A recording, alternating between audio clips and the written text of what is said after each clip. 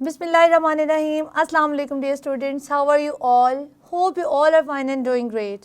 Today we are going to discuss gaseous exchange in human. आज की class में हम बात करने जा रहे हैं गैसियस एक्सचेंज इन ह्यूमन. इंसानों के अंदर गैस एक्सचेंज जो है वो कैसे होता है.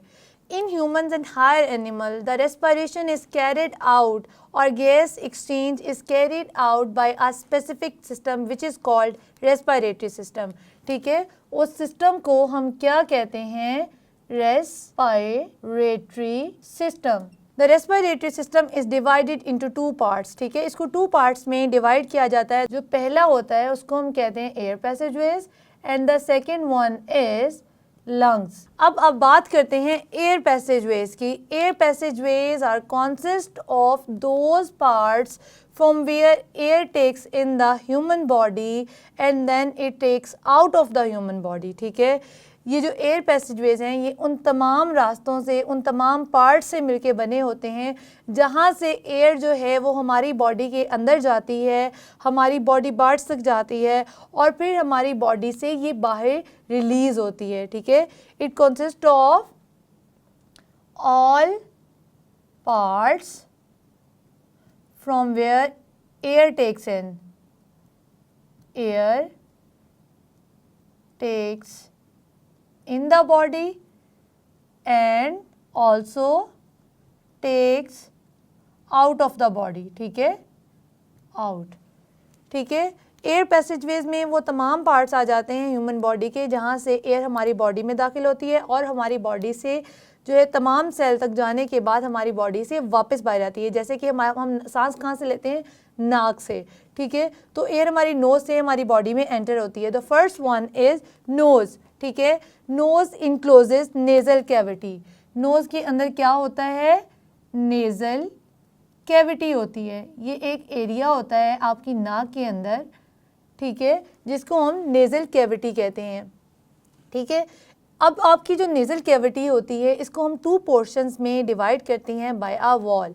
ठीक है, आपकी जो नाक है, आपकी जो नाक की कैविटी है इसको वॉल से टू पोर्शन में डिवाइड किया जाता है. ठीक है, और ये आउटसाइड पे ओपन होती है via two openings called nostrils. ठीक है, इन टू ओपनिंग्स को हम क्या कहते हैं?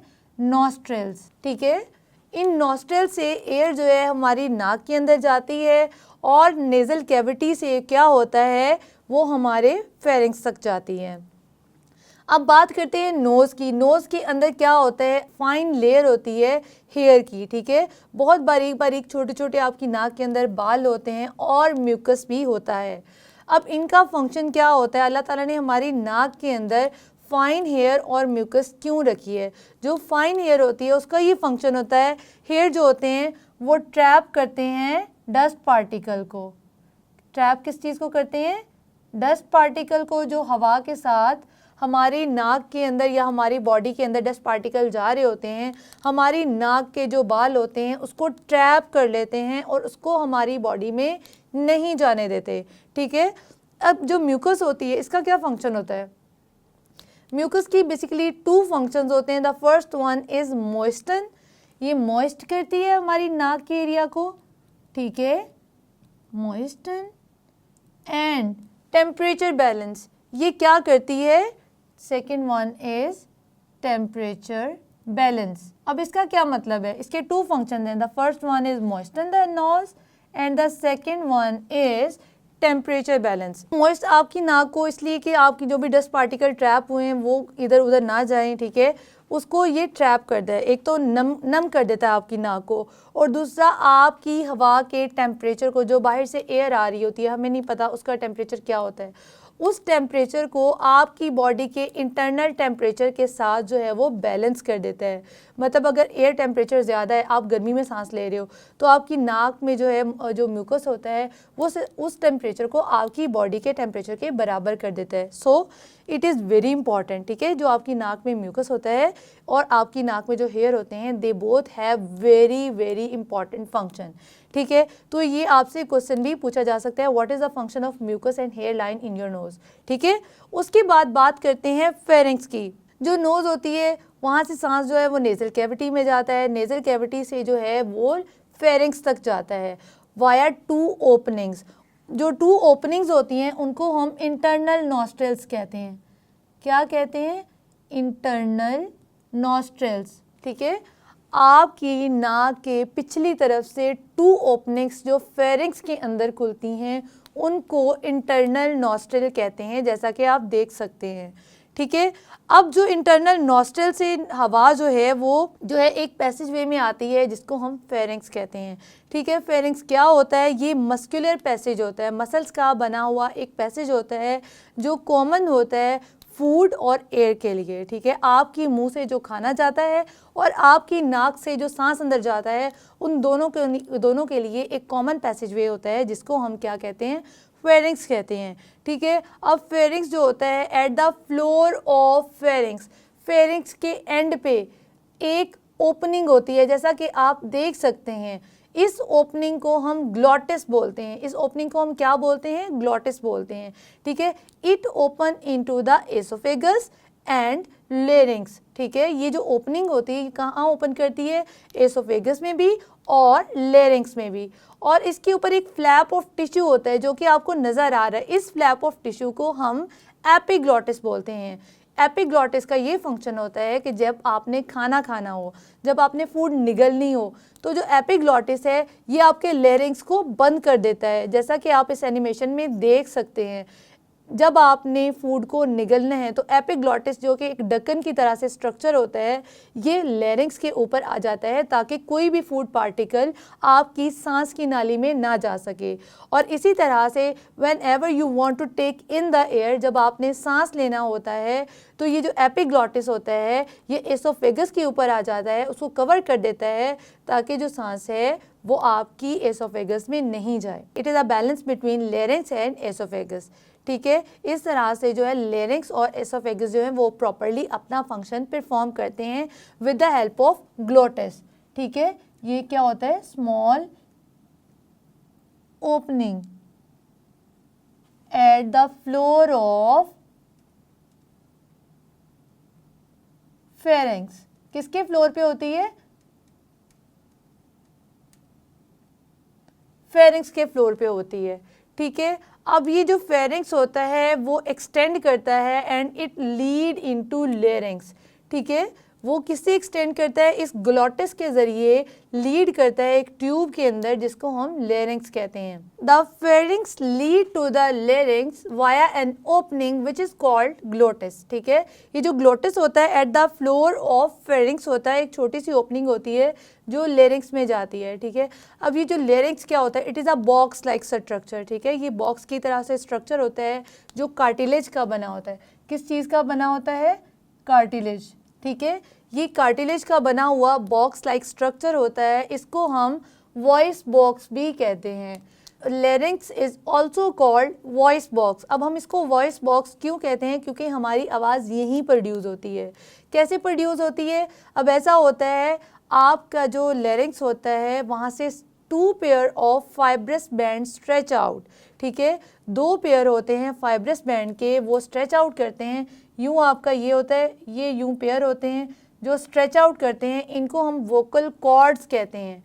ठीक है, ये जो वोकल कॉर्ड्स होते हैं ये एयर के थ्रू वाइब्रेट करते हैं। जैसे आपके मुंह में हवा आती है, आपके नाक से हवा आती है, एयर आती है। ठीक है, एयर से ये जो वोकल कॉर्ड्स वाइब्रेट करते हैं और साउंड प्रोड्यूस करते हैं। So the sound is produce in the larynx which is also called voice box. ठीक है, और ये किस चीज़ का बना होता है? कार्टिलेज का बना होता है। ठीक है, उसके बाद लेरिंग्स लीड टू ट्रेकिया। अब लेरिंग्स जो है ये किसके दरमियान होता है? आपने ये पूरा जो है इसकी फिजियोलॉजी को बहुत अच्छे तरीके से अंडरस्टैंड करना है। सबसे पहले नोज़ आती है, उसके बाद फेरिंक्स आता है, उसके बाद ग्लॉटिस के ज़रिए ये लेरिंग्स में जाता है, जैसे कि आप इस एनिमेशन में देख सकते हैं। ठीक है, अब ये जो लेरिंग्स होता है ये किसके दरमियान होता है? ये ट्रेकिया और फेरिंक्स के दरमियान होता है, जैसे कि आप देख सकते हैं। लेरिंग्स को वॉइस बॉक्स भी कहते हैं, आपने याद रखना है। It can be asked in MCQs। ठीक है, अब ट्रेकिया क्या होता है? It is a long pipe. ठीक है, इसको हम विंड पाइप भी कहते हैं। Trachea is also called wind pipe. ठीक है, ये विंड पाइप भी कहलाता है, ट्यूब की तरह से स्ट्रक्चर होता है। ठीक है, और 12 सेंटीमीटर लॉन्ग ट्यूब होती है। It lies in front of oesophagus. किसके सामने ये पड़ा होता है? एसोफेगस के सामने, ठीक है। जैसा कि आप देख सकते हैं, it is 12 centimetre long tube which is present in front of oesophagus. और क्या होता है इसमें? सी शेप कार्टिलेजिनस रिंग्स होती हैं, मतलब हाफ सर्कल की तरह से जो होती हैं वो कार्टिलेजिनस रिंग होती हैं। किसके अंदर? ट्रेकिया के अंदर, ठीक है। अब इन कार्टिलेजिनस रिंग्स जो होती हैं इनका फंक्शन ये होता है कि अगर आपके जो है ट्रेकिया के अंदर एयर नहीं है, ठीक है, अगर हवा नहीं भी आ रही तो इसको कोलैप्स होने से बचाना है, इसको पिचकने से बचाना है। सो इनका जो स्ट्रक्चर मेंटेन करने के लिए ट्रेकिया का सी शेप कार्टिलेजिनस रिंग्स जो होती हैं उसके अंदर मौजूद होती हैं। अब बात करते हैं ब्रोंकाई की। जो ट्रेकिया होता है, जब ये ट्रेकिया है आपका, जैसे ही ये आपकी चेस्ट कैविटी के अंदर एंटर होता है, ठीक है, upon entering the chest cavity it divide into 2 branches, ठीक है। ये 2 ब्रांचेस या 2 ट्यूब्स में डिवाइड हो जाता है, ठीक है, ऐसे। इन 2 ब्रांचेस को या इन 2 ट्यूब्स को हम ब्रोंकाई कहते हैं। इनको क्या कहते हैं? Bronchi. And singular is called bronchus, मतलब इसको अगर हम सिंगल देखेंगे तो हम इसको ब्रोंकस कहेंगे। ये एक ब्रोंकस है और ये एक ब्रोंकस है, जैसा कि आप एनिमेशन में देख सकते हैं। Upon entering the chest cavity trachea divide into 2 tube which are called bronchi, ठीक है। ब्रोंकाई के अंदर भी कार्टिलेजिनस प्लेट्स होती हैं इन देयर वॉल, ठीक है। हर जो ब्रोंकस है, upon entering the lung it divide into smaller tubes and even this division continue until it divide into fine tubes, ठीक है। ये जो ब्रोंकाई होते हैं जब ये लंग के अंदर एंटर होते हैं तो क्या होता है? ये फाइन ट्यूब्स में डिवाइड हो जाते हैं, ठीक है। ये मज़ीद ट्यूब्स में डिवाइड हो जाते हैं और इन ट्यूब्स को हम कहते हैं ब्रोंकियोल्स। अब ये जो ब्रोंकियोल्स होते हैं they end up into a tube which is called alveolar duct, ठीक है। ये जो ब्रोंकियोल्स होते हैं इनके अंदर से कार्टिलेज जो होता है वो प्रोग्रेसिवली ख़त्म हो जाता है।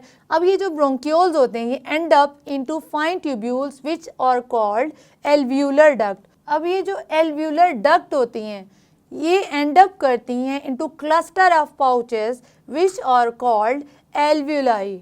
अब इन एल्वियोलर डक्ट को एक्सप्लेन करने के लिए हम ज़रा बोर्ड को रेज करते हैं, तो हम एक्सप्लेन करेंगे कि एल्वियोलर डक्ट क्या होती हैं और इनका फंक्शन क्या होता है और इनमें गैस एक्सचेंज कैसे होता है। So these bronchioles end up into fine tubules which are called alveolar duct. ये जो ब्रोंकियोल्स होते हैं, छोटी छोटी ट्यूब्स होती हैं, ये एंड करती हैं किस चीज़ पे?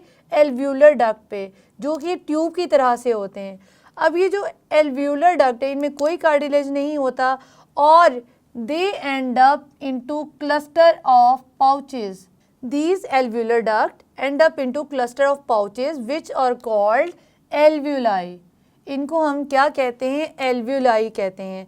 अब ये जो alveoli हैं ये क्या होते हैं? ये बनाते हैं respiratory surface of human, ठीक है। आपको समझ आ रही है?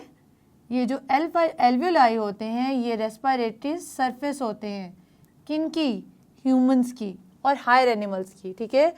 अब ये जो एल्वियोलाई होते हैं ये क्लस्टर ऑफ स्मॉल पाउचेस होती हैं, सैक लाइक स्ट्रक्चर्स होते हैं जो इनके आउटर सरफेस होती है ना, वहाँ पे एक नेटवर्क ऑफ कैपिलरीज के साथ ये बाउंड होते हैं और इनर साइड पे एक एपिथेलियल लाइनिंग होती है, ठीक है, बहुत पतली सी होती है। जबकि जो आउटर सरफेस होती है वहाँ पे क्या होते हैं? ये बाउंड होते हैं वाया नेटवर्क ऑफ कैपिलरीज, ठीक है। अब ये जो नेटवर्क ऑफ कैपिलरीज इनकी आउटर सरफेस पे होता है वहीं से इनका गैस एक्सचेंज होता है। अब होता क्या है? जो पल्मनरी वेन आती है, अब बच्चों आपको मैं एक की बना के देती हूँ, आपने बहुत अच्छे तरीके से उसको अंडरस्टैंड करना है। सो पल्मनरी आर्टरी कहाँ से आ रही है? ये आ रही है हार्ट से। कौन सा ब्लड है इसके पास? D oxygenated. इसके पास कौन सा ब्लड है? डी ऑक्सीजनेटेड ब्लड है पल्मनरी आर्टरी से। ये हार्ट से आई है और जा कहाँ रही है? लंग्स में, ताकि वहाँ पे गैस एक्सचेंज हो सके। अब अपॉन एंटरिंग द लंग्स ये जो पल्मनरी आर्टरी है ये डिवाइड हो जाती है आर्ट्रियोल्स में और उसके बाद ये डिवाइड होती है कैपिलरीज में। ठीक है। जब ये कैपिलरीज में डिवाइड हुई तो हमने बात की थी alveoli are surrounded by the network of capillaries. अब इन कैपिलरीज से गैस एक्सचेंज होगा, जो बाहर से हवा आई है वो ब्लड में शामिल हो जाएगी और ब्लड में जो ऑक्सीजन है वो आपके एल्वियोलाई में चली जाएगी, ठीक है, ताकि गैस एक्सचेंज हो सके और फिर वो वहाँ से आपकी जो एक्सहेलेशन के ज़रिए कार्बन डाइऑक्साइड है वो बाहर निकल जाएगी, ठीक है। अब यहाँ पे गैस एक्सचेंज हो गया, कैपिलरीज से क्या हुआ, गैस एक्सचेंज, ठीक है।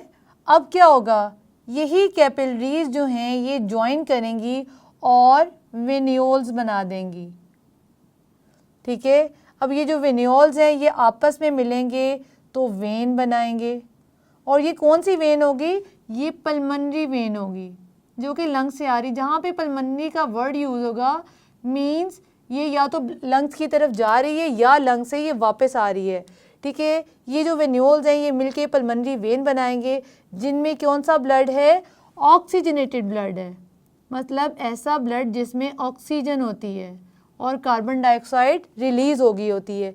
ये जो ऑक्सीजनेटेड ब्लड है ये कहाँ चला जाएगा, हार्ट में, और हार्ट से फिर ये हमारी पूरी बॉडी में डिस्ट्रीब्यूट हो जाता है ताकि हर बॉडी सेल को ऑक्सीजन दी जा सके। इस तरह से हमारी बॉडी में गैस एक्सचेंज होता है। तो स्टूडेंट्स, आज की क्लास में हमने डिस्कस किया एयर पैसेजवेज इन ह्यूमन। आपने इस की को बहुत अच्छे से तरीके से मेमोराइज करना है और इस पूरे प्रोसेस को आपने रटा नहीं मारना, आपने बहुत अच्छे तरीके से अंडरस्टैंड करना है, ठीक है। और कोशिश करनी है कि आप इसको जो है ना थॉरली बार बार रीड आउट करो ताकि आपको अच्छे तरीके से समझ आ सके। मज़ीद अंडरस्टैंडिंग के लिए अपनी बुक की बहुत अच्छे तरीके से रीडिंग कीजिए। मैं मिलूँगी अपनी अगली क्लास में एक नए लेसन के साथ, तब तक के लिए अल्लाह हाफ़िज़।